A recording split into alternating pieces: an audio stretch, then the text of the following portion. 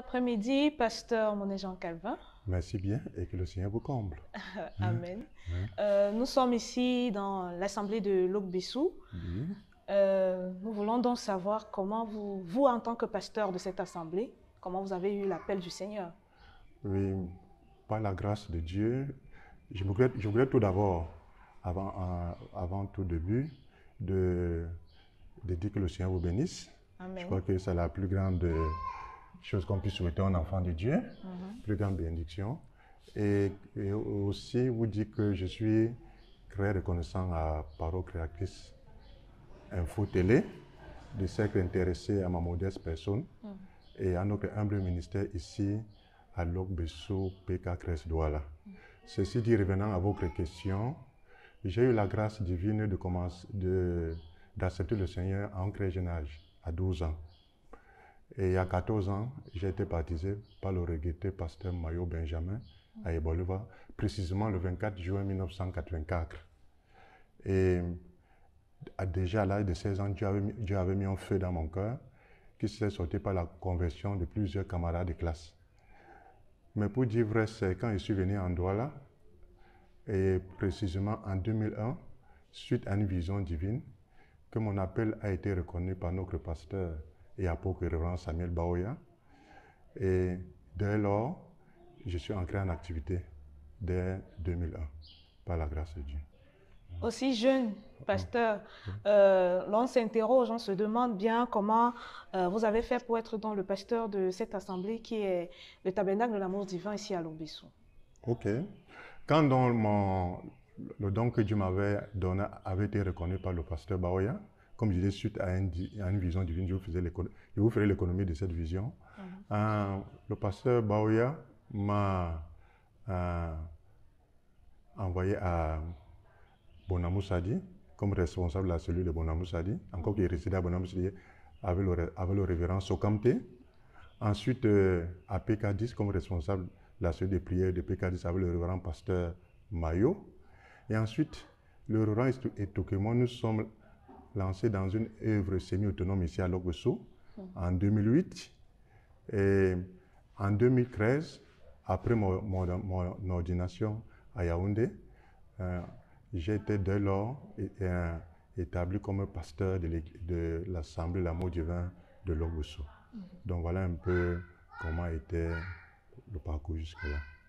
Assemblée de l'amour divin tabernacle de l'amour divin de Oui, Lok-Bessou. oui, tabernacle de l'amour de Lok-Bessou, oui. Quelle est la localisation? Est-ce que vous pouvez dire aux téléspectateurs, pour leur gouverne, la localisation exacte de cette assemblée? Avant que je ne revienne à la localisation, j'aimerais quand même dire que par la grâce de Dieu, j'ai longtemps œuvré dans la grande église, déjà à PK 10 puis à PK 8, comme prédicateur, moniteur d'école le dimanche des adultes, et ensuite comme secrétaire et rapporteur des activités ministérielles, et aussi à PCI, comme rédacteur et consultant.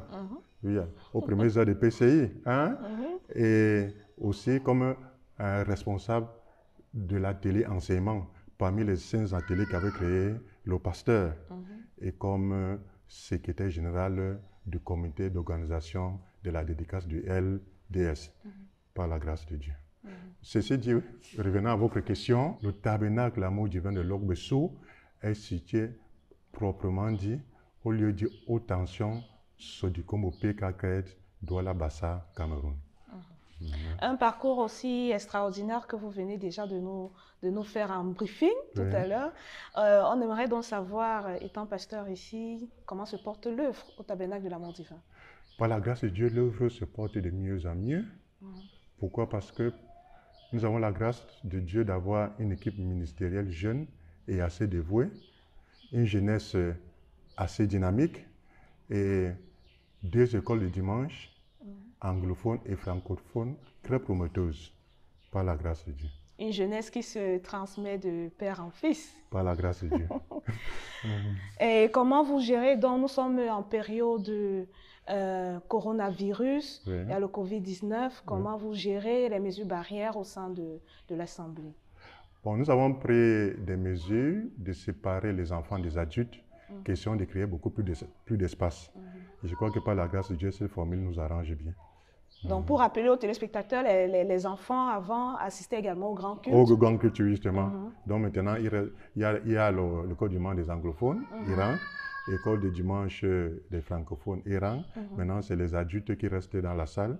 On fait les efforts de les disposer en essayant de respecter les mesures barrières. Une belle œuvre du Seigneur. On aimerait donc savoir quelles sont les perspectives d'expansion de l'œuvre ici à Longbissou. Est-ce qu'il y a des nouvelles idées, des idées novatrices? Par la grâce de Dieu, en plus de cette œuvre à Longbissou, nous avons une cellule de prière qui prend déjà l'allure d'une église à PK14. Nous avons aussi un projet, et c'est un vieux projet d'ouvrir une église de l'autre côté, du côté de l'Okpom. Je crois que si Dieu nous fait grâce, cela ne tardera pas. Le Seigneur nous fera grâce certainement, pasteur. Amen. Donc, nous sommes donc arrivés à la fin de notre interview, pasteur. Nous avons été vraiment bénis par votre parcours qui est très appréciable à nos yeux. Ok, je remercie particulièrement PCI Télé parce qu'ils n'ont jamais manqué de valoriser l'œuvre de Dieu qui se passe en ce coin. Je dirais tout simplement ceci. May God richly bless them. Amen. On ne peut plus rien ajouter, pasteur. Merci, tout va bien. Que le Seigneur vous bénisse. Amen. Amen.